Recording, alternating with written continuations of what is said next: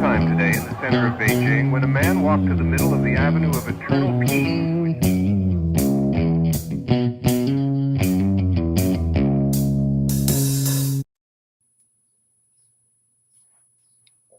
Survival and Basic Badass Podcast, Kevin and Chuck. Well, today we're going to talk about bug out locations. Now, you guys have been listening to the show for a long time. You know, I'm not really a big fan of bugging out. Bugging out is not my play because, I mean, you can have so much more stuff stockpiled at your home and whatever. But the bottom line is, for some of us, bugging out is not an option. Staying and hunkering down is not an option. And I think there's a lot of people that live in houses in areas that, you know, for work or whatever, that aren't really ideal for when a situation gets a little out of hand. Exactly. So what happens is, you know, if you're in the city, right? And sometimes to make money and live the life you want to live, then you need to live in the city. You know, maybe you like that fast, exciting. And I got to say, I want to live my life first before being a prepper. My goal isn't to just, I'm going to survive in the apocalypse. Well, it turns out I want to survive right now. I want to enjoy and have a good life right now. And if what makes me happy is living in the city and enjoying cool things and going out to good restaurants and making big money and doing things, that's okay. If that makes you happy, that's what you should be doing. I honestly would rather not be around people. Living in a city sounds like my personal hell, but it really doesn't sound fun to me. But I get it. I get why some people want that. Some people really like the fast-paced life, and I do think that our goal shouldn't be, well, I'm going to survive the apocalypse. Well, how about we survive right now? Let's go ahead and enjoy life. So that said, I understand those of you who want to live in an environment that maybe is not the best prepper environment, right? To survive the end of the world.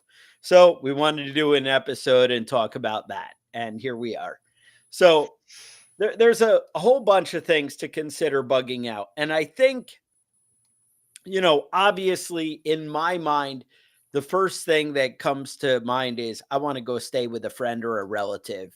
I want to go stay at Aunt Susie's vineyard or Aunt whatever, somebody's farm, Uncle Tommy's farm. How about that? And whatever, you have the different places and options, or maybe, hey, my buddy has a farm. But the problem is you don't want to just be the uninvited guest who's like, yeah, I'm going to show up at Forget that guy. Eat all your food and Wait. No, you want to plan ahead and say, hey, this is going to be my plan. What would you want me to stockpile and bring here? And we can mutually help each other. And that's something you want to think about. But also, we're going to dig deep into a bunch of locations you may never have thought of. Although I feel like if you watched, what's that zombie series that people like, Walking Dead? The Walking Dead, yeah, they had a lot of bug out locations, buses, and buildings, warehouses, farms and prisons and everything, right? They covered everything in that one. They got kind of most of this stuff nailed down, but we're going to dig deep. All right. So there's a couple of things you want to look for first when you're choosing a bug out location. Obviously, you're going to need to either stockpile food there, and that means you need to be able to get it there in this apocalypse situation, or you need to have it staged there, or you need to be able to grow, hunt, or kill it there, right? We need access to water. That's very important. Right. Shelter as far as climate control and just, keeping warm and dry, and then shelter as far as security. You need to be able to defend it. Right. Concealment, cover, that sort of stuff. And also you want to have a place that you can have something stored there. You know what I mean? You want to have a location that I like that where you can have your store, your stores at. And you also need to think about, well, hang on, escape routes. Like in case you're overrun, you need to be able to get out of there. But anyway, sorry. Go ahead. Yeah. I mean, ideally you would have a place that has good visibility, you know, from your location where you can watch other people, but they can't necessarily see you as easily. Low population would be a good idea. I would think so, unless you got an army. And you want to be able to have, you want to be able to secure the access points to the location, you know, whether that's cutting a tree down over the road or, you know, whatever it is, you know, a spot that you can kind of keep your eyes on it.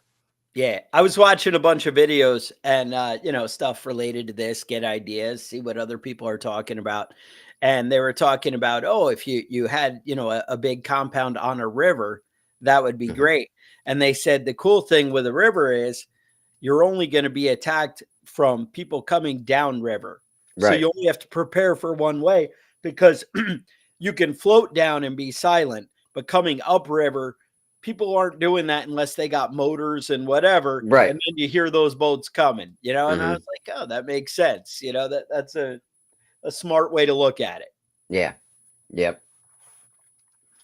Now, some of the stuff I have here. Now, obviously, most of the time, if you're bugging out, you should have a location. You should have a cabin within a couple hours of you. You should have your stores up there, and you should be all set. But I mean, I think we're kind of talking in this situation about a scenario where you don't have a place to go, where you don't have some place set up and ready to party, and you have to leave your primary location. But So, I think you should think about these places and absolutely. kick it around in your mind now. And that's why, you know, and kind of when you're out driving, when you're, you know, scoping things out. And there's also things you can buy and you know, whatever. A lot of people think, oh, I'm gonna go to the national forest and hide out, you know, or something like that. A lot of people might have that same plan, but also, as we've mentioned on this podcast before, it's not easy to survive in the woods, especially when all the deer are gone and the, you know, Right. so Right. Exactly. Um, you know, I know I always hear a lot of stuff about you know, big box stores. I go to the big box store. I think everybody's going to go to the big box store at least until it's emptied out. You know, everybody's going to crash Walmart and you know steal as many supplies as they can before they're chased out by the next person with a gun. You know, one of the ones that I wouldn't have thought of. I was talking to a realtor, and they had mentioned that you know there's hundreds of thousands of empty homes all over America, and you can look them right up right on the internet. You know, just Zillow it and see where you want to go and where you're at, and find an empty house. It's illegal, you know, it's breaking and entering, but it'll keep you out of the weather.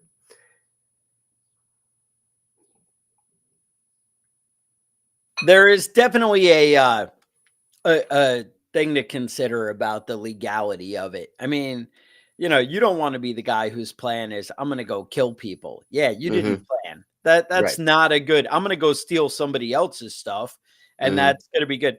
But there's a lot of ways I think we can work our way in to a lot of places. And Hmm. but I think that is future planning. Um Right. Planning ahead could get you into a lot of good survival, you know, things. Um, you know, one thing like maybe you have a hunting lodge or sorry, like a shooting range that you Hmm. guys go to. And a lot of the shooting ranges have like a piece of hunting property with it. A lot of them even have, you know, I see with a pond that, you know, they have stocked with fish, that Hmm. kind of stuff. Um, what if you talk to the guys there and, you know, what's the membership to a gun range for a year is probably not that much where it's something you could work in and you could start talking to everybody and say, hey, look, how about we plan to bug out here? We Hmm. all have guns and ammo and we can all stage some things and all invest a little bit to make it, you know, something that we can have access to drinking water. You know, something where, all right, we have a well, but what if we set up a pump or some kind of off grid setup where if there was an EMP or something, we could still get water here for drinking?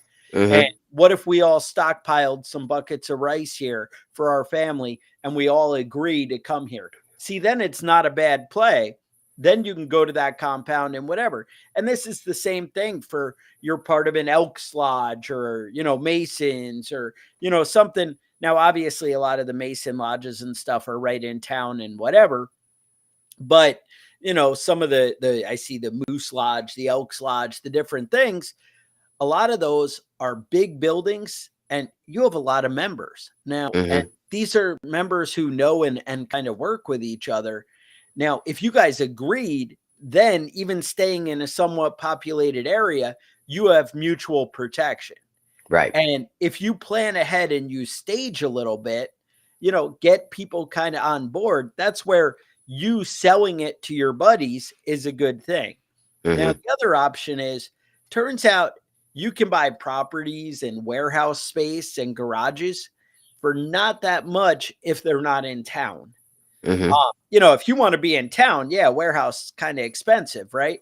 But if you want to be way out the highway in that warehouse, what is it going to cost to find something to rent? Now, you're saying, well, you know, Chuck, it could be $2,000 a month. All right, but you and your family don't need an entire giant warehouse. But you and 20 of your buddies might be cool with a giant warehouse. Now, I understand some of you might say, well, you know, why would I spend the money when I can just go take that warehouse and defend it? That's up to you. That's your own personal business. But I'm just saying, to ensure victory and be able to pre-stage supplies, know what's there and set things up might be a lot cooler than just planning on a fly by the seat of your pants kind of thing. And I will say, though, there is something cool about the idea of, well, you know, I'm going to go take over the Walmart distribution center, you know, because, man, those things are giant and they have tons and tons of supplies inside that could last forever. But how could you defend a building that big?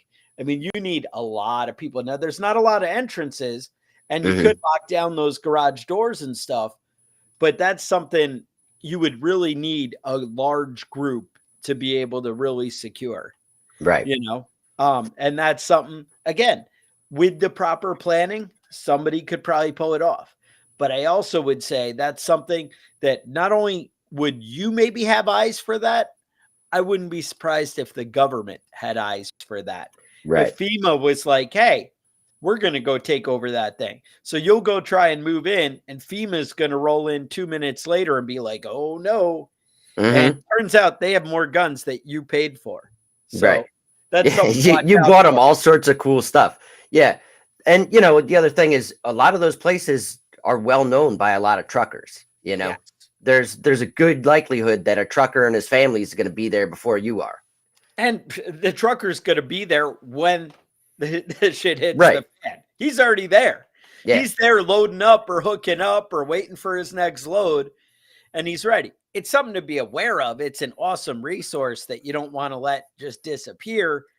But on the flip side, it's something you're going to have to realize there's going to be a whole lot of competition, including the government with helicopters and guns. You know, so that's something to keep in mind there. Yeah. Another one that I don't think comes up very often is it. Well, I mean, it comes up, but I don't think a lot of people think about it in that sense. Is there's a lot of abandoned buildings, a lot of abandoned warehouses, and do you remember we did a show about? I can't remember his actual name. Dr. Chaos. Yes, it was a while back. Yeah, his thing was urban exploration. He was really into that. You know. Breaking into old buildings, finding, you know, basements that connected to other things and subway stations and utility access tunnels and things like that. And he was wanted by the police for several years. And he was just living in abandoned buildings and had, you know, like secret lairs and all sorts of stuff like that. And I gotta say, definitely Chicago. He was in Chicago for a good part of it, correct? Right. He moved to Chicago when the police started coming after him. Yeah. Right. But if you, New York City, Chicago, these cities have huge underground systems, and there are a lot of closed off sections that people might not know about. You know, you think of that whole Guy Fawkes Day thing, and, you know, they were all working in the tunnels, and there's a lot of cool stuff down there, and there's a lot of stuff that nobody knows about anymore. And if you, again, started to plan ahead, and to be honest, it's even a place where you could pre-stage some stuff. Right. And the truth is, if you're like going through like, you know, looking for stuff like that, going through old abandoned buildings and things like that, and the police do catch you when it's not, you know, an emergency, it's just like trespassing. It's not even like a real crime. They might tell you to leave and you just leave. You know, it's not even a big deal. Hey, you can't be here. Yeah. Okay. Oh, okay. Sorry. Yeah. My bad. You know, because it turns out the courts are overwhelmed with nonsense that Mhm. they don't really have time for the little things. Right. Oh, this unused empty room? How dare you? You know, it's like, Mhm. yeah. They're I too saw worried a about videotaping in town hall trying to, doing these whatever, First Amendment checks or whatever it is they call it. mhm. Yeah, I saw a an article recently about a guy that they had found that had been living in an old mall, like an active mall, like with stores, where people actually go to, but it was just a section that he had walled off and had one door with his own key that he made up and just had, free water and electricity and free rent, Well, you how know. many people just plug the extension cord into their neighbor's house and they don't even notice it? You got to spray paint that orange cord green so you It's spray painted slide it green. through the grass. You're Maybe you fine, bury man. it 2 inches, Uh, You go 2 inches, you don't have to call I before think we you did dig. a show a while back about stealing electricity. So, I mean, maybe check that out. I had a buddy of mine is an electrician in Poughkeepsie there, and the actual power company called them out and was like, "Hey, you got to come over. We think you did something shady." And it's funny because they were just messing with him and thought it was funny because Mhm. it was just something everybody wanted to see. Somebody went out, took a copper wire, wrapped it around a nail and a hammer and a nail and banged it right into the power line above the meter. Just Oof. right into it. And they had that bare copper wire just right out of it. And then, it's insulated away, but you had a nail and about 2 inches of copper wire just sitting there. And we're like, holy shit, who would be ballsy enough Yeah. to think, That hey, I'm going seems to like a bang a really nail good way into to a kill power line? yourself. And they were like, did you do this? And he was like, yeah, that's what Yeah. Yeah, I had a friend of mine that told me his dad always used to those locks that they put on those uh put on the utility boxes yeah, outside his house. And he little would open clips it or up whatever. every month and he would turn it back. So he was paying almost no electricity. And then but one time he hit two things with the same screwdriver and it shorted the whole thing out. Hey, shut down the town. Huh? So he took a baseball bat and smashed it off the side of his house and then called the electric company and said some kids did it. He said Damn he still kids. had to pay for it and it ended up costing him a lot more money than It he would have wouldn't be spent on the safe. electric Yeah, bill every month. yeah, yeah. That's the thing. So one of the things, if your plan is, hey, I'm going to go to this remote location, I'm going to go to the warehouse, I'm going to go somewhere. Maybe you and your buddies invest in something cool like a deuce and a half. Hmm. Load it up. You could do something like that. Now, obviously, the more budget friendly version would be to buy like an old school bus. There's something called schoolies, a bunch of weird people that are into, resto modding Right.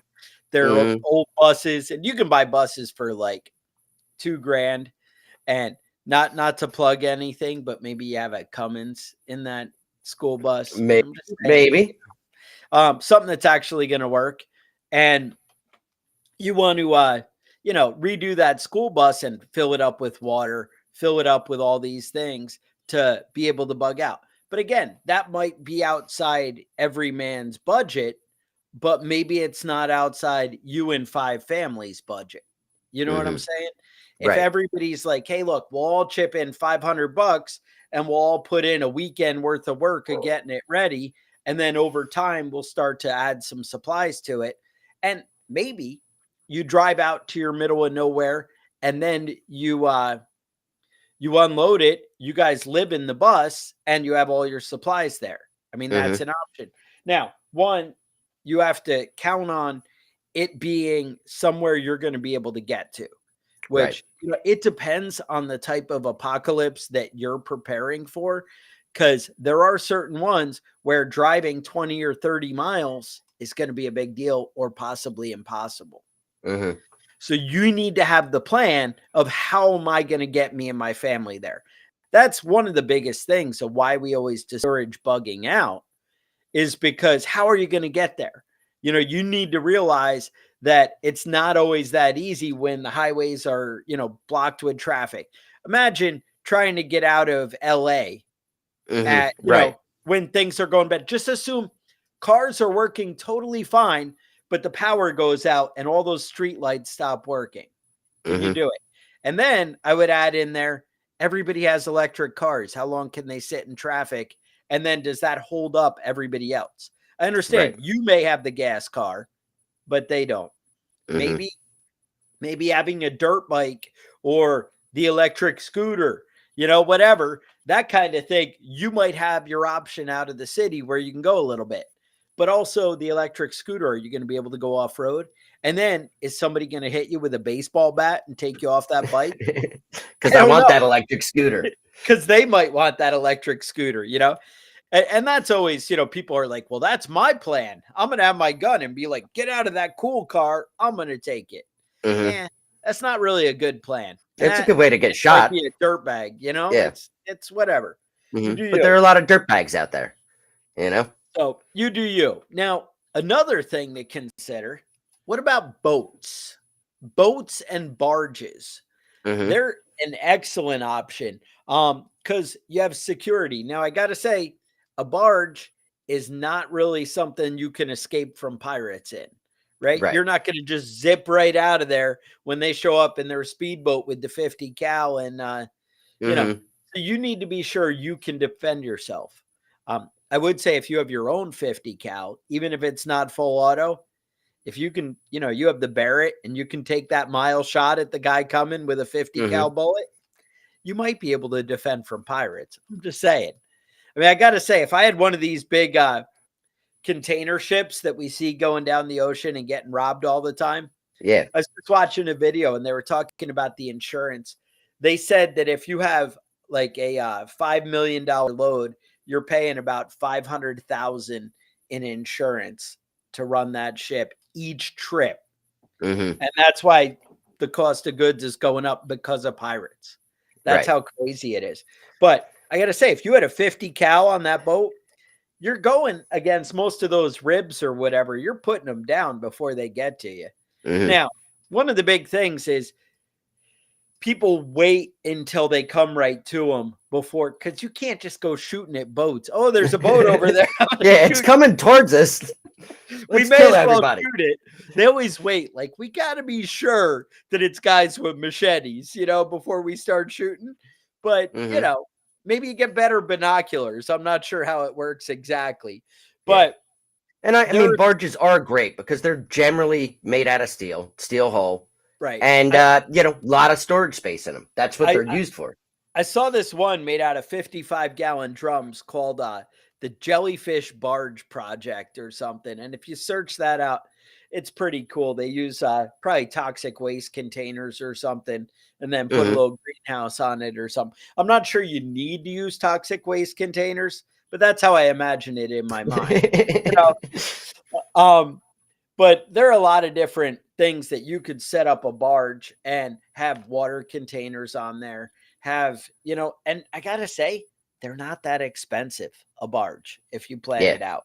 And again, that's something you and a couple of people could put together for a reasonable budget. And again, it depends, how much of your budget do you allocate towards, prepping? And you decide, again, it's how much do you want to live your life enjoying it now? And how much do you want to be prepared against the rare chance that things go bad? Right. And you got to weigh as a prepper, what type of risks versus what you're willing to give up now. And that's like always my big theme. Like, I'm like, all right, look, I'm going to buy all this long-term food. Well, one, it's going to help because I'm fighting inflation right now. I already bought stuff and that's going to help out. But that's the same thing that, it may be prepper stuff. Like people buy a bunch of camping gear and life straws and little camp stoves and whatever.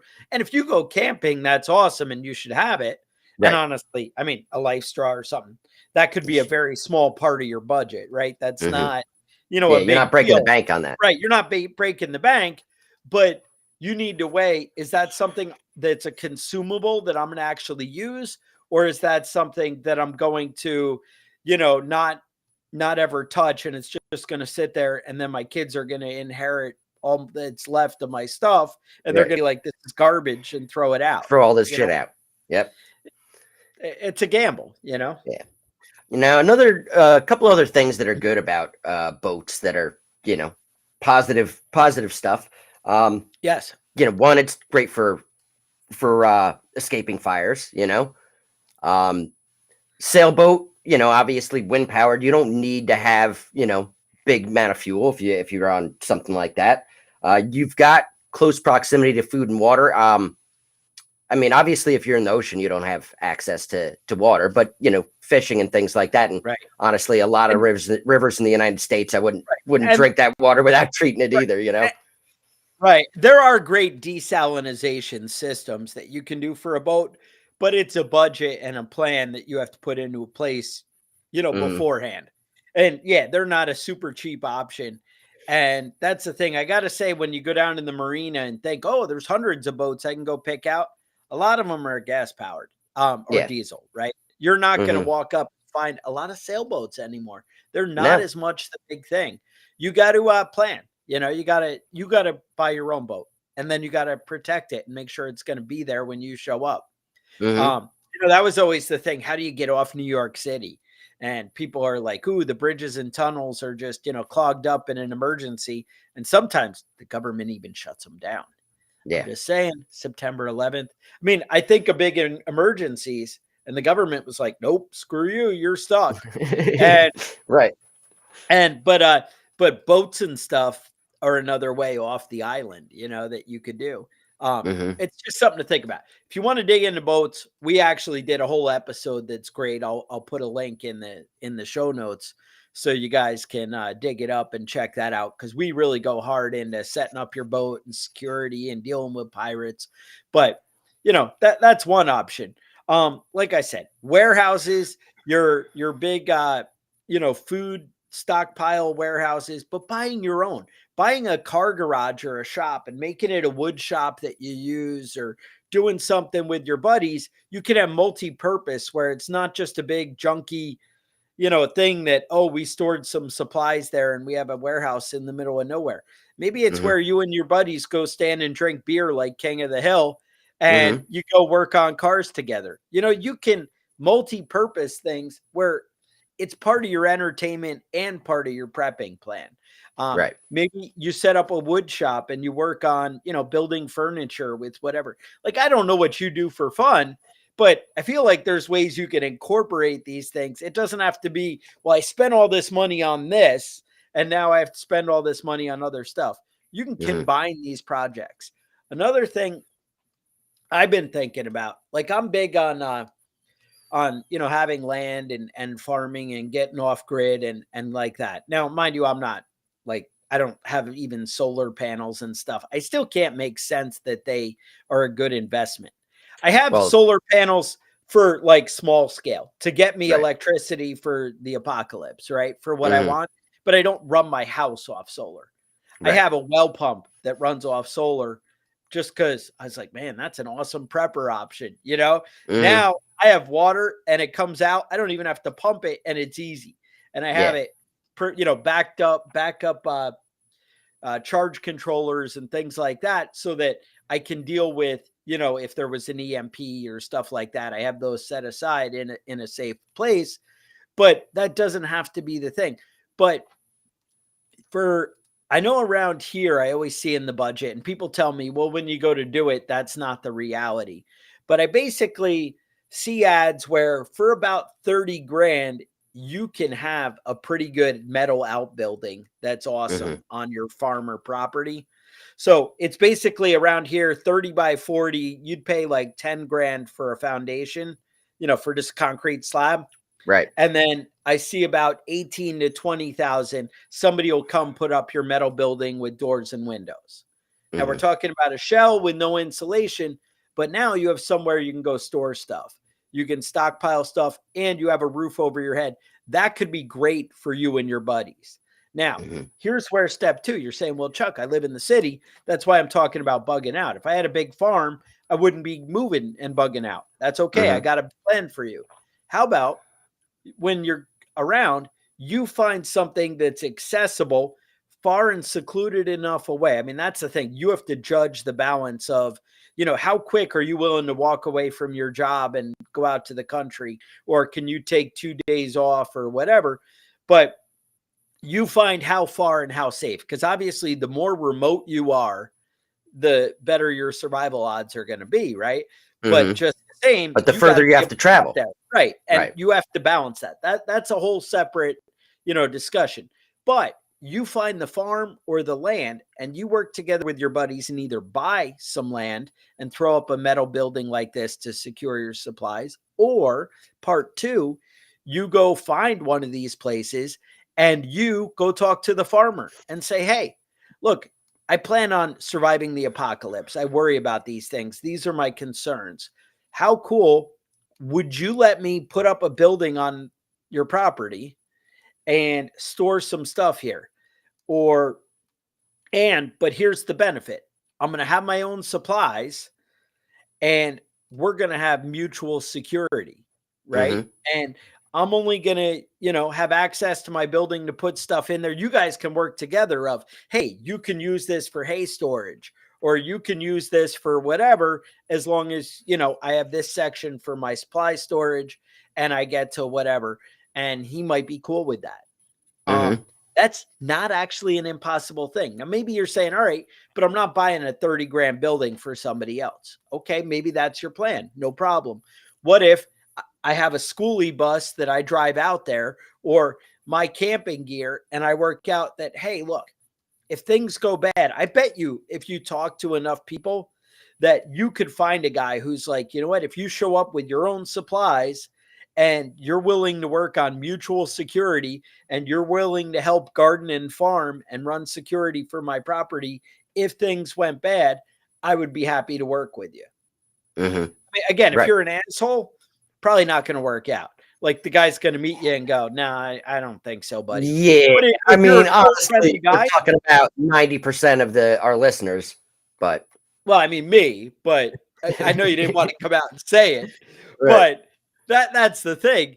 But you could work these deals. Now, the deal might not work with the first guy, and I bet you if you went to some of these farming things, and the cool thing is you could go into the local farm feed store, that kind of stuff in a small town. And if you said, hey, look, this is what I'm looking for. Do you know anybody that I should maybe talk to? And they might say, hey, you know what? Farmer so-and-so, you might want to talk to him. And I know that sounds crazy and far-fetched, but you got to think outside the box a little bit. And I got to say, as a prepper, you're already kind of thinking outside the box a little bit. Right. And right. This is not an impossible plan. You really could set something up to utilize somebody else's land, but you can't be like, I'm just going to show up. But if you broker this deal in advance, I bet you it's no problem. I bet you, I mean, I would be down for that. Hey, mutual security. I'm going to show up, but I'm going to bring my own supplies. And then you have to have a plan to bring your own supplies, right? Right. And maybe you're going to stage some there. Hey, look, you have 100 acres, 20 acres, 10 acres, whatever seems big to you that's reasonable and whatever. Can I put a 10 by 10 metal shed out there and go out and, or one of these, Amish built 10 grand little things they drop out there, right? Or you see them used all the time around here. I don't know, you probably don't see them when you live in the city, but when you live in the country like me, I see those buildings for sale for like 4 grand, 5 grand. Hey, I have this old shed. Some I see for free if you can come and get it, Right. They're like, all right, we're done with it. Can you, whatever. Even I think you can go to Lowe's and for like $7.99, you can buy a plastic shed that's just a couple of pieces that clip together and they go out there. I have one in my backyard. I didn't buy it. It came with the property. And I was like, all the bikes and crap that I'm never going to touch again in my life, but I feel wrong throwing out in that plastic shed. Now I even notice it. I just cut a spot out of the weeds in the woods and set it in there. And I was like, done. I had to stick a log under one end so it wasn't too crooked and coming apart. But aside of that, that was it. I put up that little plastic shed. If I went out there with a caulk gun and really cared, I could load that up with supplies. I could make it mouse proof and I could, really close it up and do Right. that. And I could put things in Tupperware and I could have supplies. Again, if I had an extra one of those on my property with somebody's supplies, but they were like, hey, but I'm going to come out here when things get bad, that wouldn't bother me. Because one, if you don't show up, that's a win for me because I just got all kinds of cool supplies for the apocalypse. Or two, if you do show up, I have somebody I can trust who's another gun who can stand watch and help farm. Mhm. So I don't see anybody not liking that scenario. And they might even like, hey, I think you're crazy, but it covers the downside. I have to do a whole lot less prepping because I have a guy who's spending all his time learning survival skills, learning to be prepared, who is going to show up and help me out. Now, Mhm. again, you might not show up, but if you do, it's a win. And if you don't, Mhm. I get your supplies and it's a win.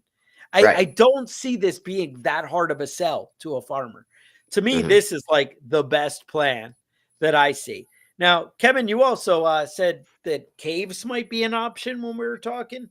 Yeah, yeah. So I saw a couple of people had posted stuff about, caves and mines and things like that. And we have actually quite a few caves around this area, and I've done Yeah. my fair share of spelunking. And be honest with you, I can't think of one cave that I'd really want to spend more than a few hours in. That's all wet No. and disgusting. But listen, if you're riding out a big storm, might be a great spot to be. Um, and it's safe. It's safe from the elements. It's gonna keep anybody from shooting at you unless they get in there with you. Um, One of the ones that I see a lot of people, I don't think it would be the ideal location because I think a lot of people would think about it. But state and national parks have a lot of land. And if you have the appropriate camping gear, you could probably spend quite a bit of time out there. If you can find access to water, you might be able to spend 2-3 weeks out there without even having to interact with anybody. Um, And one of the other ones that I thought about, I see these a lot in my area, and probably a lot of areas around the country. There's a lot of abandoned train cars.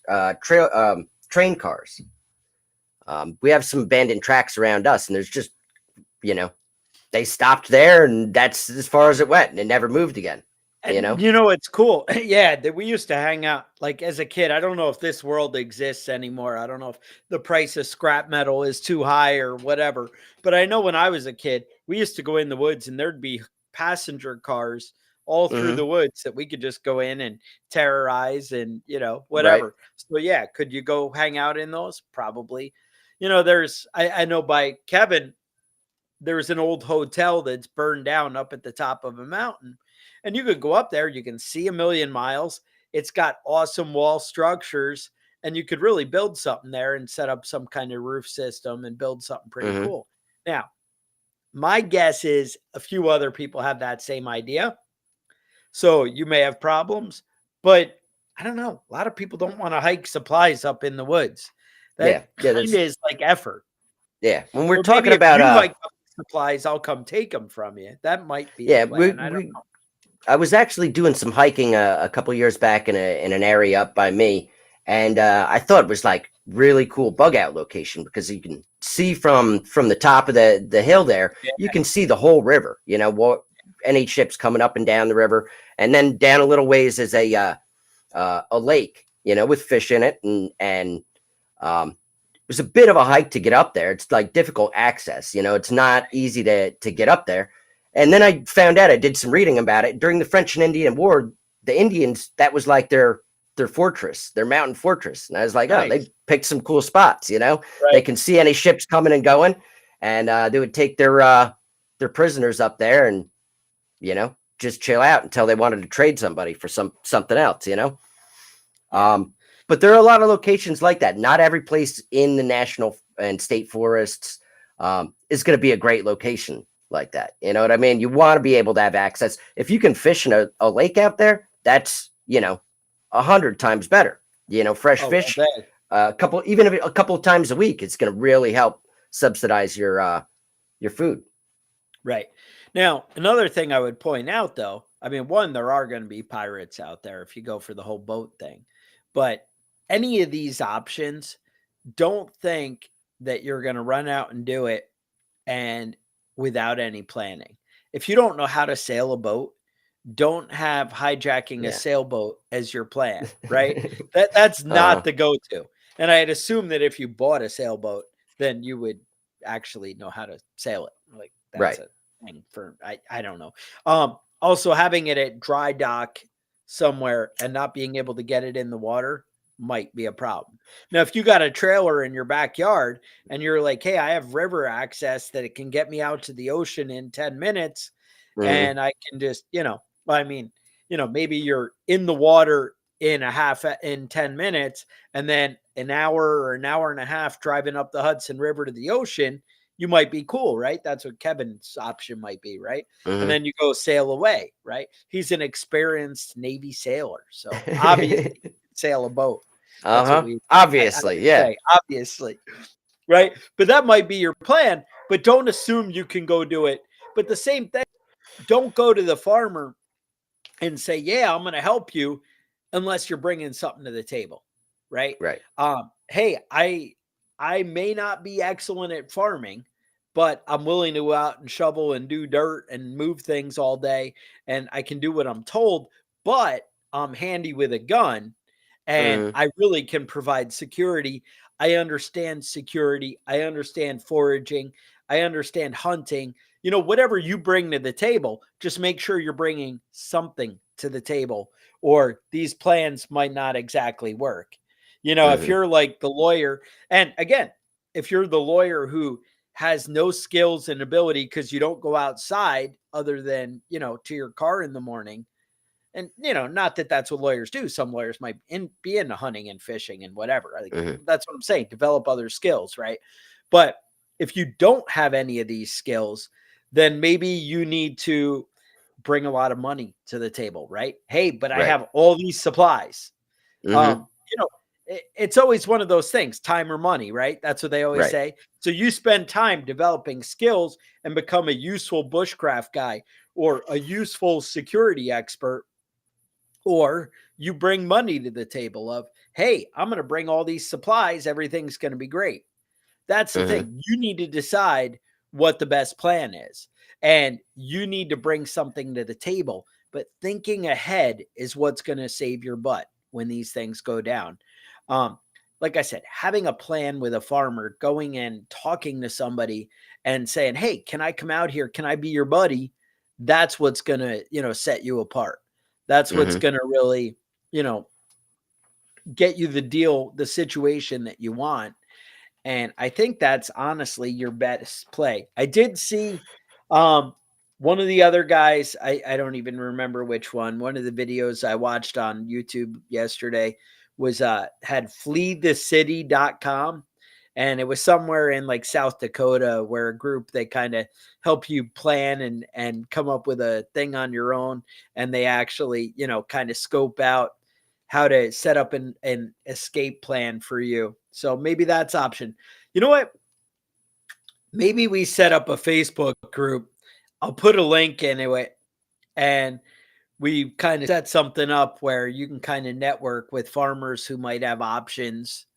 And I Mhm. feel like nobody ever goes to those things. I don't know. Would that be something people are interested in? Here's what we do in the Prepping Badass group. We'll add a little chat room. If you guys are like, hey, if you guys are looking for a place to bug out in whatever state, get in touch with me and I'd be interested in, if you Mhm. pre-stage equipment, you get to set your own criteria. Turns out, like I said, money or time, right? So if you have the land and the great farm, you've already committed to an off-grid, survival kind of situation. You guys can come out and hang out with me. Yeah. Yeah, I And mean, that thing, but you're it's bringing fine to something. have those types of stipulations, ass Yeah, grass or gas, exactly. bring something to the And table. that's it. I mean, I don't know what you look like. Maybe it's something, that you can work it out. But Yeah, that's see, the me whole thing. personally, I'm cute, Right. I'm Kevin's girls bringing know something I'm to a the table. snack, bro, That's what Kevin's bringing to the table, basically. What you see is what you get, you know? Yep. My So- good looks and charm. Kevin, it's an ugly world. So anyway, that's what I got. I mean, there's a lot of different options, RVs, buses, that kind of thing. Like I said, staging something like a bus or a dually, something like that. Again, in my plans, that would be something that's going to run where after an EMP or a solar flare, maybe you go to empshield.com, code badass, save $50. You could, end up setting up your regular, vehicle to be able to drive after things go bad. That's a cool option, right? You need to think, or something old and diesel, that old Deuce and a half from the 70s, that's going to run just fine without EMP shield. You do the thing.